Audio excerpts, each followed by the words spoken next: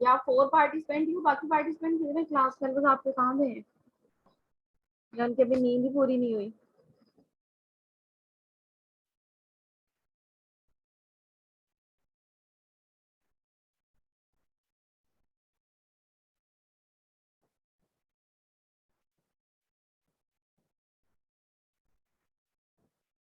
आप चारों तो पहले मुझे ये बताएं कि आप लोगों का क्विज कैसा रहा। जी। मैम ठीक रहा था क्विज, जो फर्स्ट वाला क्वेश्चन था एंड लास्ट वाला, वो तो जो है वो कुछ अच्छा हो गया था, दरमियान वाला जो था उसकी मिस्टेक हुई। दरम्यान वाले को क्या हुआ, उसकी समझ नहीं आई। मैम वो जल्दी में किया था ना, तो फिर इस वजह से। क्वेश्चन इजी थे तीनों ही, बस मेथड्स आपने अप्लाई करने थे और क्वेश्चन सॉल्व हो जाने थे। अभी मैंने चेक तो नहीं किया, वीकेंड पे चेक करूंगी, फिर आपको बताऊंगी कि आप लोगों ने क्या क्या मिस्टेक्स की हैं। मैम उसके मार्क्स थे? बिल्कुल उसके मार्क्स हैं। मैम कितने? आपके असाइनमेंट के 6 मार्क्स है और बाकी 6 मैंने कन्वर्ट किए क्विज पे। चैप्टर नंबर 7 खत्म होगा तो इसका भी मैंने क्विज लेना है। मैम इसके 3 मार्क्स थे। दोनों को मिला के मार्क्स 6 हैं, 3 मार्क्स के हैं। होप्स हो के मैं आगे जाके फिर चेंज भी कर दूं कि असाइनमेंट के मार्क्स कम कर दूं और दोनों के क्विज के मार्क्स ज्यादा कर दूं। लेकिन ये है कि तीनों के मिला के एक क्विज मैंने और लेना है और आपके ये असाइनमेंट्स के मिला के मैंने आपके मार्क्स लगाने हैं। और जिन्होंने क्विज नहीं दिया वो बाद में मुझे क्लेम मत करें कि असाइनमेंट्स के मार्क्स जो हैं वो बाकी क्लास से हमारे डिफरेंट लगे हुए हैं। मैंने क्विज के मार्क्स नहीं लगाने जिन्होंने क्विज अटेम्प्ट नहीं किया, या जिन्होंने क्विज के टोटली ही अटेम्प्ट नहीं किया उनको टोटली 0 लगेंगे, जिन्होंने अटेम्प्ट किया उनके मैं कुछ ना कुछ मार्क्स जरूर लगाऊंगी।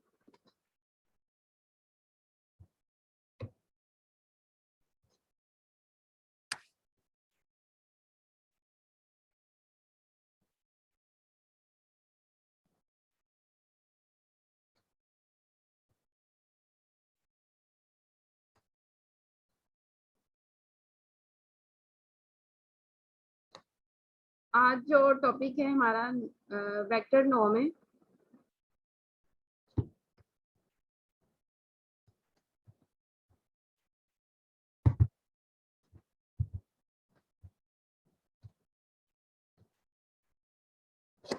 और इसे वेक्टर की लेंथ भी बोलते हैं, नॉर्म ऑफ अ वेक्टर और length of a vector.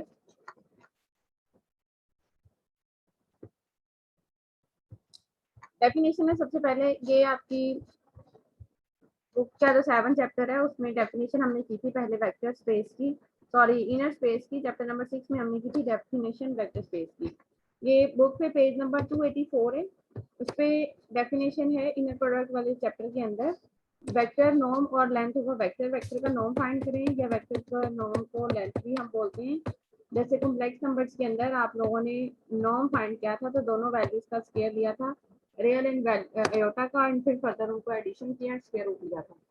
Same यहाँ पर भी नॉर्म लेते वक्त भी ये basically norm of a vector कहलाता है, नॉर्म और length of a vector.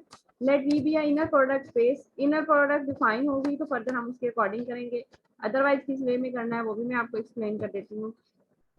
Let V be an inner product space and v belongs to V, एक हमने वेक्टर चूज किया है वेक्टर स्पेस के अंदर से जिसके अंदर बहुत सारे वेक्टर्स का सेट है। Then the real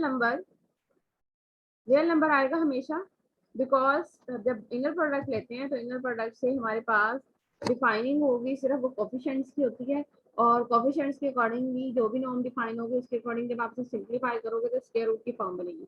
real number इसलिए यहाँ पर बोला है because rational and irrational numbers का कॉम्बिनेशन यहाँ पर आ सकता है, क्योंकि स्क्वायर रूट में समटाइम रैशनल वैल्यूज भी सिंप्लीफाई होती हैं और समटाइम इरेशनल आंसर आता है, इसलिए उसको रियल नंबर के साथ यहाँ पे डिनोट किया है।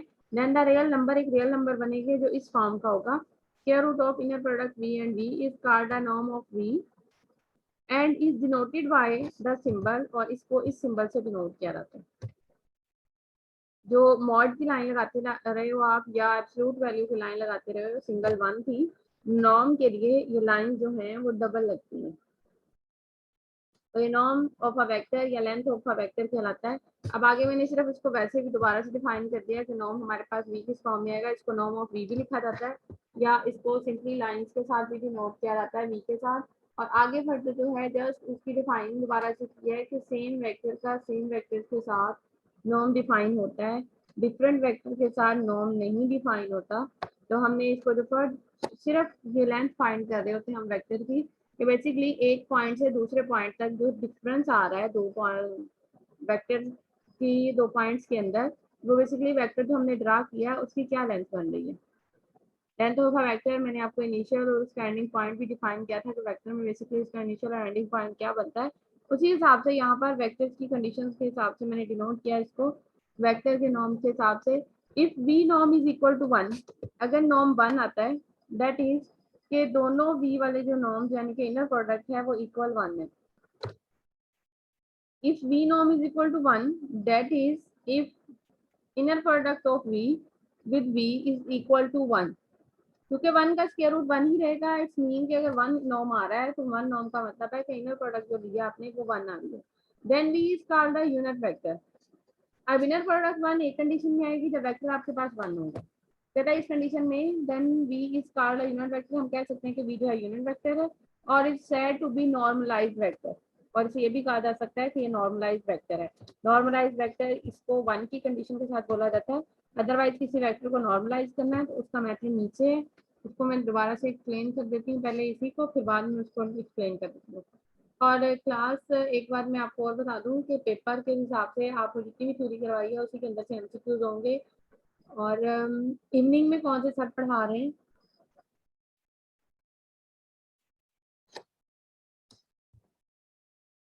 आप में से किसी को गेस है इवनिंग में कौन पढ़ा रहे हैं?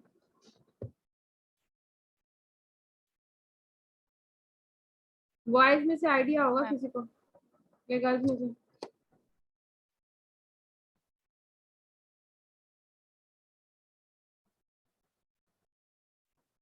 जो भी बोले आवाज नहीं आई मुझे।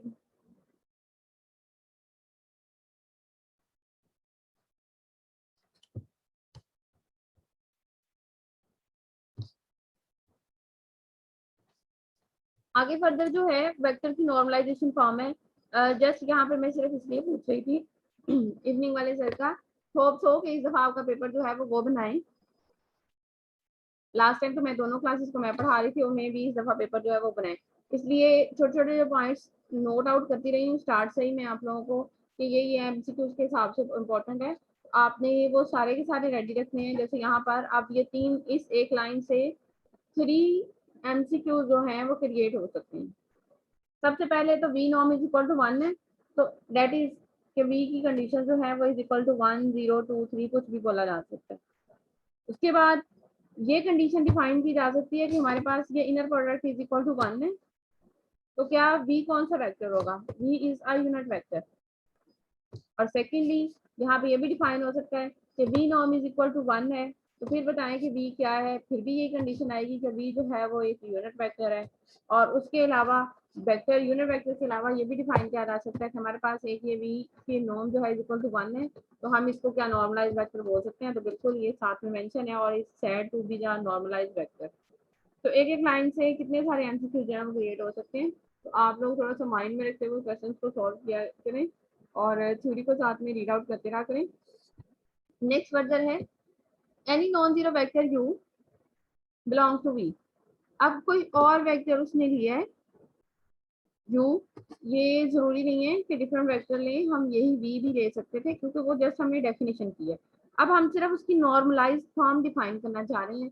जब वेक्टर यूनिट वेक्टर है तो उसकी नॉर्मलाइज वेक्टर की फॉर्म डिफाइन नहीं की, उसको डायरेक्टली उसने नॉर्मलाइज वेक्टर बोला है। डायरेक्टली क्यों बोला है ये नॉर्मलाइज की डेफिनेशन के बाद मैं आपको एक्सप्लेन करती हूँ कि नॉर्म की कंडीशन के साथ वो डायरेक्टली क्यों आता है, ये भी एक्सप्लेन कर देती हूँ। Any non zero vector u belongs to v can be normalized by multiplying it by 1 over u norm। किसी भी वेक्टर की नॉर्मलाइज फॉर्म हमारे पास होती है तो उस वेक्टर को हम मल्टीप्लाई करते हैं 1 ओवर u नॉर्म के साथ। दस यानी कि किस मीनिंग में हम उसको मल्टीप्लाई करते हैं? इस मीनिंग में u को मल्टीप्लाई किया 1 ओवर u नॉर्म के साथ या सेकेंडली आप ऐसे कर लें कि हमने u को डिवाइड किया u नॉर्म के साथ, is a unit vector and we say that the vector u has been normalized. अब हमने इसको फर्दर क्या करना है, कहता है अगर ये नॉर्मलाइज की फॉर्म हमने पहले सबसे क्या किया है, नॉर्मलाइज करने के लिए हमने उसको मल्टीप्लाई किया है u के नॉर्म के साथ, एंड फर्दर देन हमने उसको नॉर्मलाइज फॉर्म बनाने के लिए आगे नॉर्म लिया है दोनों साइड पे। ये सिर्फ उसने n उसकी नॉर्मलाइजेशन फॉर्म को नेम दिया है n, तो फिर नॉर्म लेना है आपने, इसका नॉर्म लिया जब हमने, तो यहाँ पे लिखा इसका हुआ है, बेसिकली दोनों चीजें सेम है, जो मर्जी आप यहाँ पे नोट कर लें। ये जब u का डबल नॉर्म होता है तो डबल नॉर्म का मतलब होता है कि एक सिंगल ही नॉर्म है। डबल नॉर्म सिंगल नॉर्म्स में किस फॉर्म में कन्वर्ट होता है वो भी मैं एक्सप्लेन करती हूँ यहाँ पर।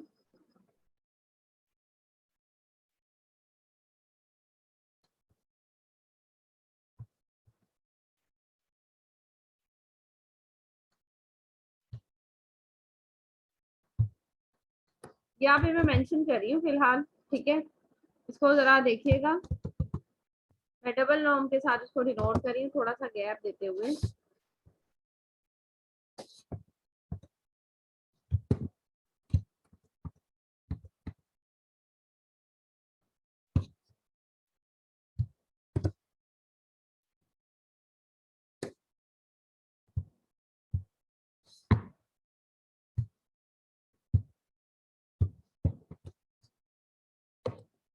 कोई सी भी वैल्यू लिख देती हूँ यहाँ पे, सपोज u, और इसको डबल नॉर्म के साथ मैंने यहाँ पर डिनोट कर दिया है, ठीक है। अब देखें ये एक नॉर्म है यहाँ तक, और फिर फर्दर एक बार फिर नॉर्म है। अब यहाँ पर सिर्फ और सिर्फ एक्सप्लेन करने का मीनिंग ये है, मैं इसको एक्सप्लेन करती हूँ पूरा डिटेल के साथ। मैंने लिया पहले u का नॉर्म और उसने ऊपर डिफाइन किया, अब u का नॉर्म किस वे में लेना है वो भी मैं एक्सप्लेन कर देती हूँ। मैंने यहाँ पे लिया u का नॉर्म इज इक्वल टू आया मेरे पास कोई सा भी रियल नंबर, लाइक मैं यहाँ पे 5 लिख लेती हूँ। अब जब मैं इसका दोबारा से नॉर्म लूंगी तो बाय डेफिनेशन ऑफ नॉर्म कि मेरे पास इस वैल्यू का दोबारा से क्या बनेगा, स्क्वायर और फिर फर्दर स्क्वायर रूट। मैं इसको यहाँ पर एक्सप्लेन करती हूँ, इज इक्वल टू फॉर्म में square and again square root की फॉर्म में यहाँ पर डिफाइन करूंगी। ये मेरे पास बनेगा 5 स्क्वायर,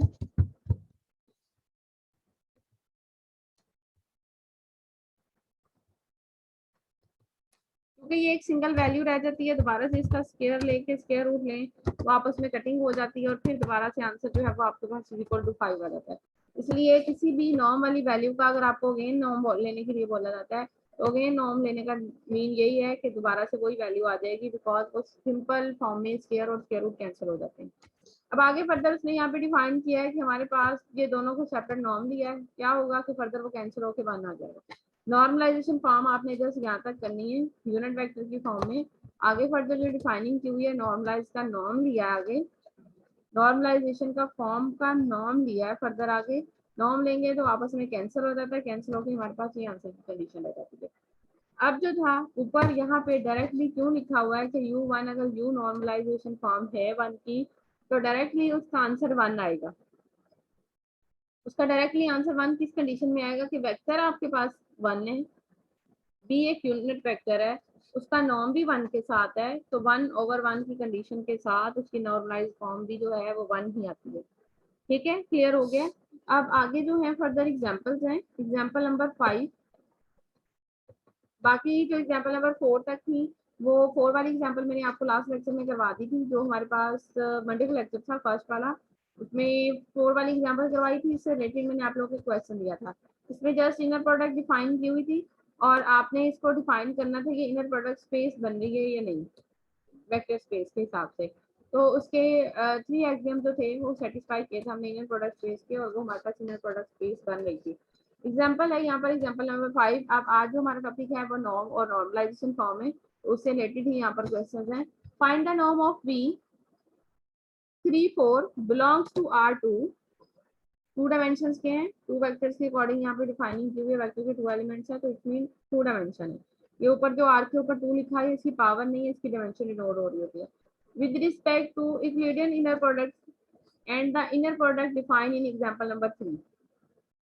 नॉर्म लेना है हमने यहाँ पर, किस वे में लेना है, कहता है हमारे पास ये R2 के अंदर से डिपेंड कर रही है, 2 डायमेंशन का वेक्टर है, with respect to Euclidean inner product space norm find करना है। सबसे पहले तो ये एक क्वेश्चन के अंदर, एक एग्जांपल के अंदर उसने दो क्वेश्चंस को कंबाइन कर दिया बेसिकली, कि दो दफा आपने नॉर्म लेना है, एक इनर प्रोडक्ट आपने डिफाइन करनी है यूक्लिडियन इनर प्रोडक्ट स्पेस, और सेकेंडली जो है वो एग्जांपल नंबर 3 के अंदर जो हमारे पास इनर प्रोडक्ट डिफाइन है हमने उसके अकॉर्डिंग करनी है। सबसे पहले तो यूक्लिडियन इनर प्रोडक्ट स्पेस के अकॉर्डिंग करेंगे, जो मैंने दो लेक्चर्स के अंदर ये यूक्लिडियन इनर प्रोडक्ट स्पेस को रिपीट किया था। एक तो वेक्टर स्पेस के अंदर एक इनर प्रोडक्ट स्पेस वाली डेफिनेशन के बाद हमारे पास एग्जांपल थी, उसमें मैंने इसको एक्सप्लेन किया था।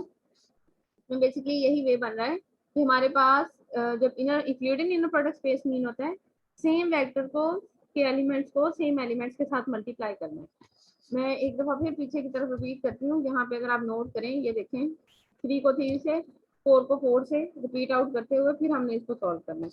अब देखें मैं यहाँ पर इसको एक्सप्लेन करती हूँ, दोबारा से डिफाइन कर देती हूँ कहाँ पे हमने यूक्लिडियन इनर प्रोडक्ट स्पेस पढ़ा है। हमने एग्जाम्पल नंबर 1 के अंदर यहाँ पर ये डिफाइन की थी कि हमारे पास जो वेक्टर जो है और भी दो वेक्टर्स हैं, कहाँ से हमने लिए, आर एन में से लिए, यानी कि एन डायमेंशन के वेक्टर्स हैं। दोनों की जो प्रोडक्ट डिफाइन है इस फॉर्म में, first element with the first plus second element with the second element and so on, nth element with the element multiplication के फॉर्म में यहाँ पे डिफाइन है। यही वे था, यही चीज यहाँ पर डिफाइन की हुई थी, इसको हम यूक्लिडियन इनर प्रोडक्ट स्पेस कहते हैं और आर एन। और यही चीज पूछी गई थी आपसे कि क्या ये R3 और 2 के लिए है, तो बिल्कुल ये R और 2 की पावर NH के लिए वो चीज डिफाइन है यूक्लिडियन इनर प्रोडक्ट स्पेस, तो 2 3 4 जितने मर्जी ले लें तमाम के लिए Euclidean inner product space define है। इसी को यूज करते हुए हमने फर्दर नॉर्म फाइंड करना है, और नॉर्म में क्या है हमारे पास, same vector with the same vector inner product है, क्योंकि सेम वेक्टर के साथ लेते हैं डिफरेंट वेक्टर नहीं होता। यहाँ पे मेरे पास वेक्टर है 3 और 4, तो by Euclidean inner product space directly लिखते हैं बेशक 3 का स्क्वायर प्लस 4 का स्क्वायर एंड स्क्वायर रूट। यहाँ पे अभी स्क्वायर रूट नहीं लिया, नोट करें अगर आप यहाँ पे, अभी हमने इसका स्क्वायर रूट लेना है, हमने सिर्फ इसको इस फॉर्म में डिनोट किया कि पहले हमने इनर प्रोडक्ट डिफाइन कर लिया जो कि 9 + 16 = 25 आया। आगे हमने फर्दर नॉर्म फाइंड करना है, तो नॉर्म फाइंड करने के लिए हमने इस इनर प्रोडक्ट का स्क्वायर रूट ले लिया, और यहाँ पर उसने स्क्वायर लगाया था पहले एडवांस में, ताकि स्क्वायर रूट लेंगे तो वो ऑटोमेटिकली स्किप आउट हो जाएगा। तो यहाँ पर हमने स्क्वायर को खत्म करने के लिए स्क्वायर रूट लिया, तो हमारे पास नॉर्म आया है 5 आया, यानी कि वेक्टर की जो लेंथ है 3 और 4 वेक्टर की, यानी कि एक फैक्टर 3 और 4 एलिमेंट्स का डिफाइन है, उसकी लेंथ हमारे पास यहाँ पर 5 है। नेक्स्ट सेकेंडली सेम इसी वेक्टर को हमने डिफाइन करना है with inner product in example number 3। Example number 3 में जो इनर प्रोडक्ट थी, फर्स्ट एलिमेंट का square -3 first element multiply second element and further -3 second element multiply first, opposite थी डिफाइनिंग।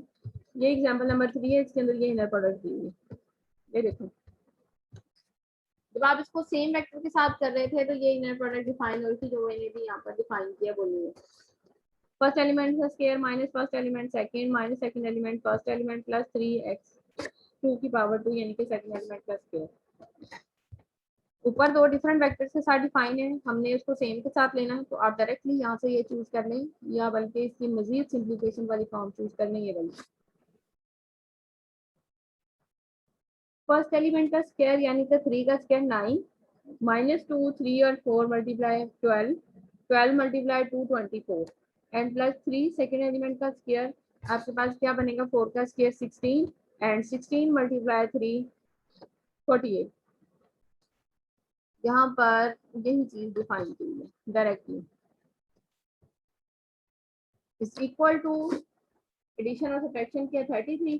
अब हमने इसका फाइंड करना था नॉर्म, तो अब नॉर्म इज इक्वल टू आपके पास क्या आ जाएगा, स्क्वायर रूट ऑफ 33। अब दोबारा से अगर आप इसको नोट करें कि आपके पास जो आंसर आया है वो एक रियल नंबर है, ऊपर रैशनल नंबर था, और जो सेकंड वाला है ये हमारे पास इरेशनल नंबर की फॉर्म भी बन सकती है, इसको आप स्क्वायर रूट की फॉर्म से ओपन करेंगे। यहाँ पर एमसीक्यूज के वे के अंदर आपसे नॉर्म वेक्टर्स की फॉर्म भी पूछी जा सकती है कि नॉर्म का जो आंसर है किस वे में आता है, वो ऑलवेज रियल आता है, बिकॉज रैशनल एंड इरेशनल की कोई सी भी कंडीशन यहाँ पे डिफाइन हो सकती है। अब आगे नेक्स्ट जो है वो नॉर्मलाइज करना है हमने वेक्टर को, b = 1 2 1 belong to R3। अब 3 डायमेंशन का वेक्टर है, उसकी नॉर्मलाइजेशन फॉर्म हमने डिफाइन करनी है। अब यहाँ पे देखिए आपको इनर प्रोडक्ट डिफाइन नहीं की हुई, तो अब आप मुझे बताएं कि आप यहाँ पे इनर प्रोडक्ट क्या लेंगे।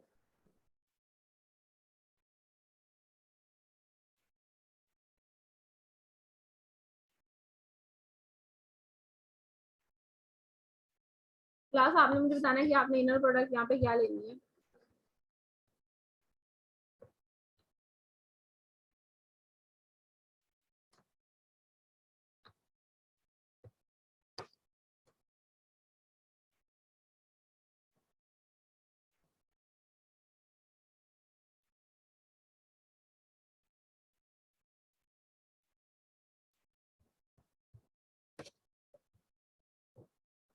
मैंने लास्ट टाइम भी बताया था। जी बोले था बिंदा। मैम एक ही वेक्टर है तो वी वी ले लेंगे फिर हम इनर प्रोडक्ट। ऊपर भी एक ही वेक्टर था, ऊपर भी एक ही है। ये तो वी और वी के ले लेंगे। लेंगे तो बी और बी का ही, लेकिन लोगे क्या?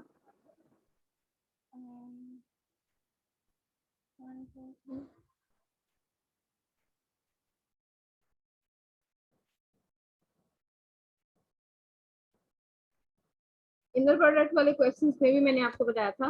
मैं पीछे से दोबारा उसको थोड़ा सा रीड आउट करवा देती हूँ आपको। ये देखें, सबसे फर्स्ट एग्जांपल के अंदर अगर आप नोट करते जाएं यहाँ पे इनर प्रोडक्ट, फर्स्ट एग्जांपल में ये सेकंड वाली मैट्रिक्स की थी, उसके अंदर इनर प्रोडक्ट ये चीज है। थर्ड वाली फिर रियल नंबर्स की ही है, लेकिन उसके अंदर इनर प्रोडक्ट डिफरेंट है एग्जांपल नंबर 1 से, और एग्जांपल नंबर 4 उसमें टोटली डिफरेंट इनर प्रोडक्ट है। ये देखें, मैंने आप लोगों को लास्ट टाइम भी बताया था कि अगर तो क्वेश्चन में इनर प्रोडक्ट डिफाइन होगी तो आपने उसी के अकॉर्डिंग क्वेश्चन को सॉल्व करना है।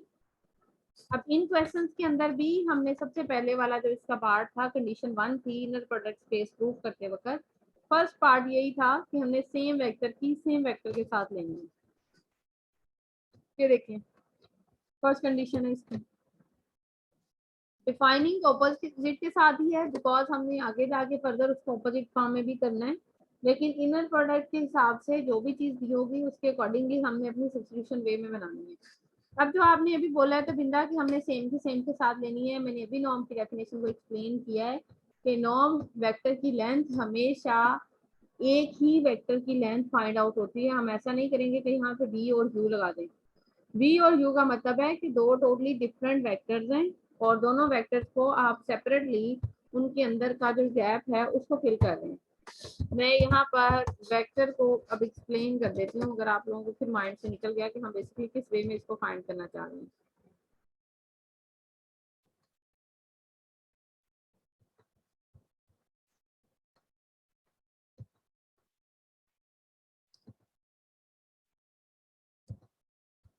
ये मैंने एक वेक्टर यहाँ पे स्केच किया है, ठीक है, मैं इसको ब्लैक लाइन के साथ डिफाइन करती हूँ और मैं इसको नेम देती हूँ। यहाँ पर मेरे पास ये वेक्टर है यू।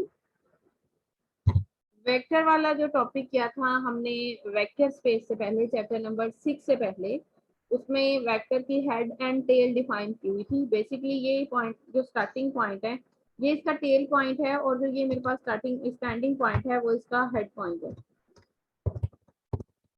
मैं इसके नेम भी मेंशन कर देती हूँ, ठीक है। पास है पॉइंट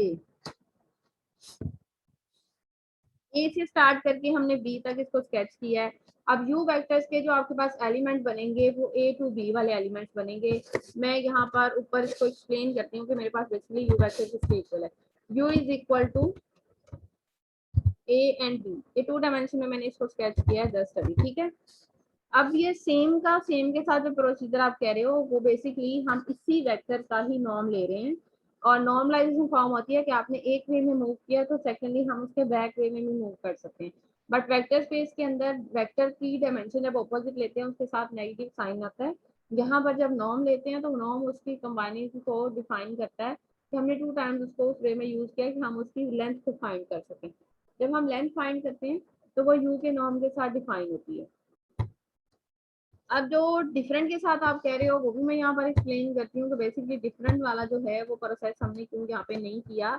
नॉर्म के अंदर मैं कोई सा भी वेक्टर यहाँ पे डिफाइन कर लेती हूँ, लाइक मैं स्ट्रेट वेक्टर अब डिफाइन कर लेती हूँ कि मेरे पास जो यू वेक्टर है वो सॉरी वी वेक्टर है, मैंने अब यहाँ पर स्केच किया, वो टोटली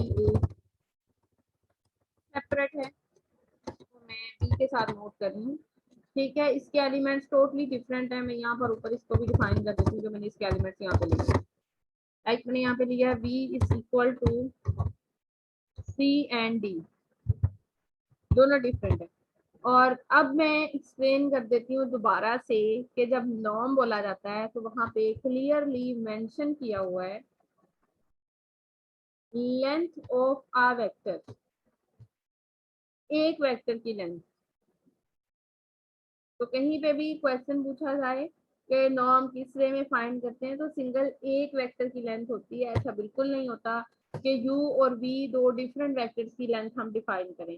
जो आप अभी u और v के बिटवीन इनर प्रोडक्ट बोल रहे हो कि हम सेम की सेम के साथ ले लेते हैं, ऑब्वियसली एक वेक्टर की ही नॉर्म फाइंड की जा सकती है एट ए टाइम में, फिर दूसरे की करनी है तो वो एक सेपरेट है। दोनों को मैचअप करके नहीं किया जा सकता। दोनों को मैचअप करके करने का मीन ये होता है, जो नॉर्म हम इनर प्रोडक्ट डिफाइन कर रहे हैं वो बेसिकली अगर डिफरेंट की डिफरेंट के साथ करने का वे ये होता है कि आप इस पॉइंट से मूव कर रहे हो इस पॉइंट पर, जैसे हमने ट्रांसफॉर्मेशन में मैपिंग की है, वो डिफरेंट की डिफरेंट के साथ होता है कि हम किसी भी एक पॉइंट से किसी भी दूसरे पॉइंट की तरफ यहाँ से मूव करें। लाइक यहाँ से मैंने इसको मूव कर लिया यहाँ पर, ठीक है, ये इस वे में होता है, ये एज इट इज वे में यहाँ पे डिफाइनिंग नहीं होती इसमें। हम एक वेक्टर की लाइन फाइंड कर रहे हैं, सेम की सेम के साथ कर रहे हैं। दोबारा अपने टॉपिक पे वापस आती हूँ। मैंने आप लोगों से यहाँ पे क्वेश्चन किया था कि मेरे पास अब जो एग्जांपल नंबर 6 है इसमें इनर प्रोडक्ट नहीं डिफाइन, तो साथ में आप देख सकते हो कि यहाँ पर क्या चीज डिफाइन है, R3, यानी कि रियल नंबर्स की डायमेंशन यहाँ पर चूज करके उसने वेक्टर लिया हुआ है, R डायमेंशन में से लिया रियल नंबर्स की फॉर्म में। तो इसके लिए हमने अभी पीछे भी मैंने दोबारा आपको बताया है कि यूक्लिडियन इनर प्रोडक्ट स्पेस इसी के लिए डिफाइन है। जो एग्जांपल नंबर अगर आपने 2 पे नोट किया है तो वहां पर इनर प्रोडक्ट उसने एक्सप्लेन कर दी है कि आपने एक यूक्लिडियन इनर प्रोडक्ट स्पेस से करनी है जो बेसिकली आर की एग्जैक्टली एक प्रोडक्ट है। सेकेंडली आपने इस क्वेश्चन को डिफाइन करना है एग्जांपल नंबर 3 के अंदर जो इनर प्रोडक्ट दी थी। और मैंने इनर प्रोडक्ट स्पेस के क्वेश्चन में आप लोगों को बताया भी था कि अगर तो इनर प्रोडक्ट दी होगी आप लोगों को साथ में, जो कि एग्जांपल्स में और क्वेश्चंस में यहाँ पे आगे एक्सरसाइज के क्वेश्चन में दी हुई है, तो ठीक है, वेल एंड गुड है। अदरवाइज नहीं दी हुई तो आपने एक यूक्लिडियन इनर प्रोडक्ट स्पेस ही शो करनी है यहाँ पे। ये देखें फर्स्ट क्वेश्चन में था हमारे पास ये R2 के अंदर से दो वेक्टर्स लिए हुए और उसकी इनर प्रोडक्ट यहाँ पे डिफाइन की हुई है। सेकंड वाले में भी उसकी जो सेकंड पार्ट था उसमें भी उसकी इनर प्रोडक्ट डिफाइन की हुई है। और जहाँ पे नहीं डिफाइन की हुई, जैसे कि अभी एग्जांपल है हमारे पास, एग्जांपल के अंदर वहाँ पे डिफाइन नहीं की हुई एग्जांपल नंबर 6 के अंदर, तो आप लोगों ने वहाँ पे क्या करना है, इनर प्रोडक्ट जो है वो यूक्लिडियन लेनी है अकॉर्डिंग टू दिस R3, जो कि एग्जांपल नंबर 1 में पूरी ब्रीफली मैंने उसको सॉल्व किया था, यहाँ पे सॉल्व नहीं किया हुआ।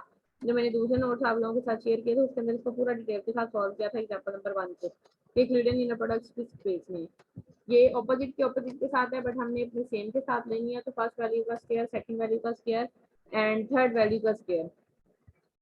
अब यहाँ पर v का नॉर्म लेना है, इनर प्रोडक्ट नहीं डिफाइन, ना ही साथ में मेंशन नहीं की है, तो ऑटोमेटिकली हमने यहाँ से जस्ट ये देखना है कि ये R में से चूज किया हुआ है तो हमने इसके ऊपर यूक्लिडियन इनर प्रोडक्ट स्पेस जो है वो अप्लाई कर देंगे। अब इस पे जब आप Euclidean inner product space apply करोगे तो डायरेक्टली कर लें या जिस वे में ऊपर वाले क्वेश्चन के अंदर की है, तो फर्स्ट एलिमेंट को फर्स्ट के साथ मल्टीप्लाई करें, सेकंड को सेकंड के साथ, थर्ड को थर्ड के साथ, उस वे में करें या डायरेक्टली ये करें, फर्स्ट एलिमेंट का स्क्वायर 1 का स्क्वायर 1, सेकंड एलिमेंट का स्क्वायर 2 का स्क्वायर 4, थर्ड एलिमेंट का स्क्वायर 1 का स्क्वायर 1। तो आपके पास ये square root of 1 + 4 + 1 is equal to 6 आएगा। यहाँ पे उन्होंने मिस्टेक की हुआ है, 5 लिखा हुआ है, यहाँ पे 5 नहीं आएगा, 6 का स्क्वायर रूट आएगा। ठीक है, अब हम फाइंड कर रहे थे इसकी नॉर्मलाइजेशन फॉर्म, पहले हमने नॉर्म फाइंड किया, अब उसकी नॉर्मलाइजेशन फॉर्म फाइंड करनी है। तो नॉर्मलाइजेशन फॉर्म ऊपर भी बता चुकी हूँ, वेक्टर ओवर वेक्टर का नॉर्म। ये ऊपर वाले एलिमेंट आप चेक करें, ये नॉर्मलाइजेशन फॉर्म तो यहाँ पे डायरेक्टली मेंशन की हुई है। 1 2 1 ये वेक्टर के एलिमेंट है, इनको डिवाइड किया हमने वेक्टर के नॉर्म के साथ, square root of 5, square root of 5 and square root of 5, यहाँ पे स्क्वायर रूट ऑफ 5 नहीं आएगा, स्क्वायर रूट ऑफ 6 आएगा, बिकॉज नॉर्म जो हमने फाइंड किया है वो स्क्वायर रूट ऑफ 6 के इक्वल आता है। यहाँ पे उसने मिस्टेक किया, उसने डायरेक्टली उसी के वे में इसको सॉल्व किया हुआ है। अब इसके अलावा यहाँ पर एग्जांपल्स और नहीं है, क्वेश्चन करते हैं। नेक्स्ट पे फिर आ जाता है Cauchy Schwarz equality. Example number 7 कोशिश फार से रिलेटेड है, तो हम लोग आगे एक्सरसाइज पे एक्सरसाइज नंबर 7.1 ये भी चल रही है हमारी। फर्स्ट वाला question inner product space prove करनी थी। सेकंड वाले में हमने फाइंड करना है norm. Find the norm of 2 and 3 belongs to R2 with respect to Euclidean inner product space and secondly same vector का इनर प्रोडक्ट हमने फॉर्म करना है नॉर्म। और गिवन प्रॉब्लम जो अब ऊपर प्रॉब्लम है उसके अंदर जो फर्स्ट वाला पार्ट के अंदर नॉर्मलाइजेशन फॉर्म दी हुई है उसके अकॉर्डिंग करना है। अब आपने मुझे इसको सॉल्व करके जल्दी से आंसर बताना है। सबसे पहले तो यूक्लिडियन इनर प्रोडक्ट स्पेस के अकॉर्डिंग हमारे पास 2 और 3 का नॉर्म क्या है।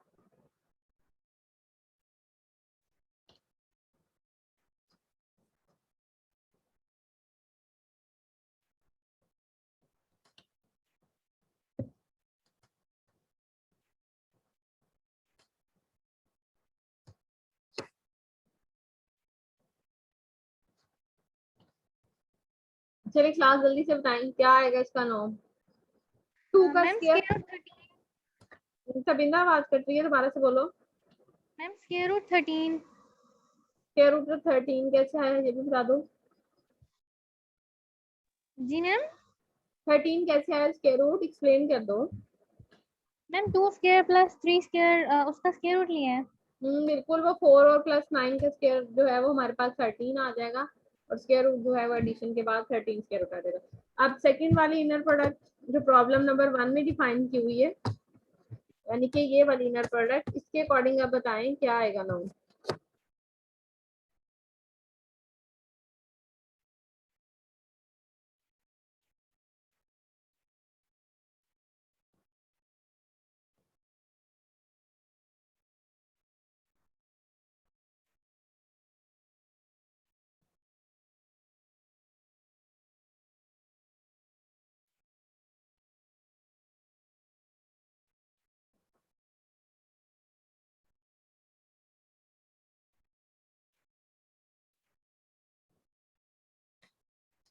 इसमें सेम वेक्टर का लेना है आपने, बताएं जल्दी से क्या आ रहा है।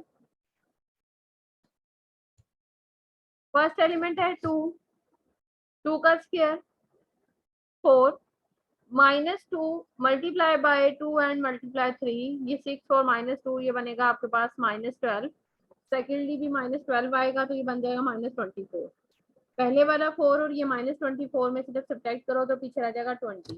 और फिर लास्ट पे आपके पास है 5 एंड 3 का स्क्वायर 9 और 4 5 मल्टीप्लाई 45 और 45 में से आप 20 को फिर जब सब्ट्रैक्ट करोगे तो पीछे रह जाएगा 25 और 25 का स्क्वायर रूट जब लेंगे तो रह जाएगा आपके पास answer 5। The inner product of problem number 1 is defining edge, define किया हुआ है उसके अकॉर्डिंगली हमारे पास इसका नॉर्म जो बन रहा है वो 5 बन रहा है। मैं इसको यहाँ पर एक्सप्लेन भी करती हूँ।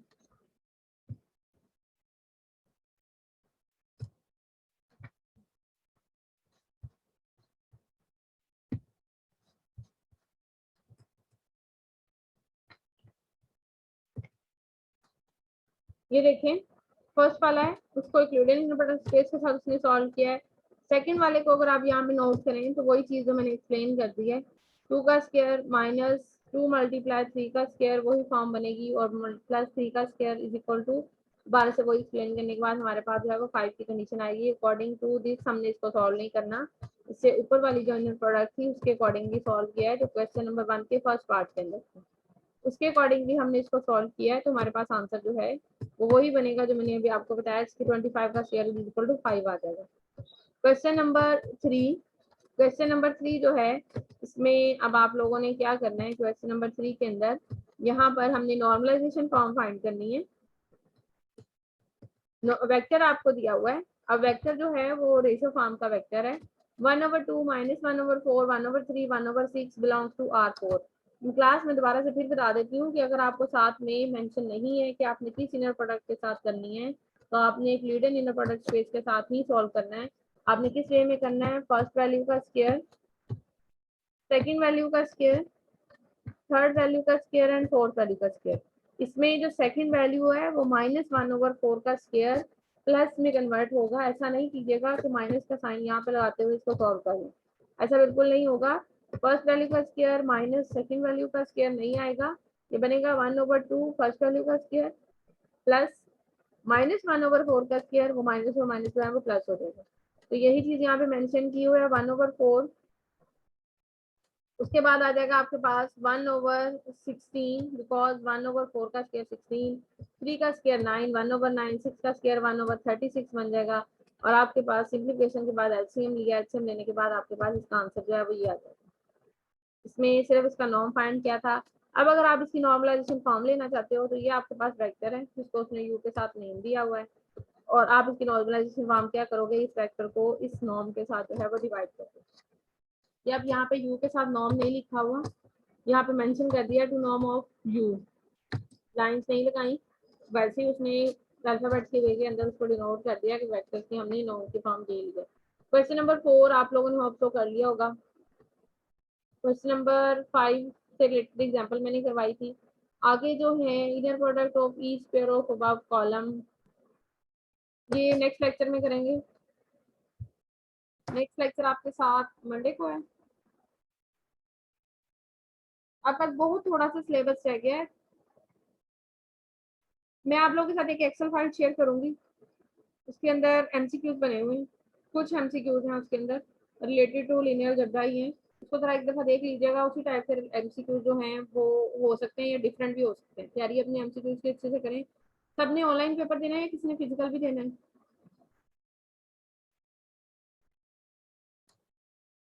कोई फिजिकल भी पेपर देने जा रहा है या क्लास सब ऑनलाइन ही देंगे?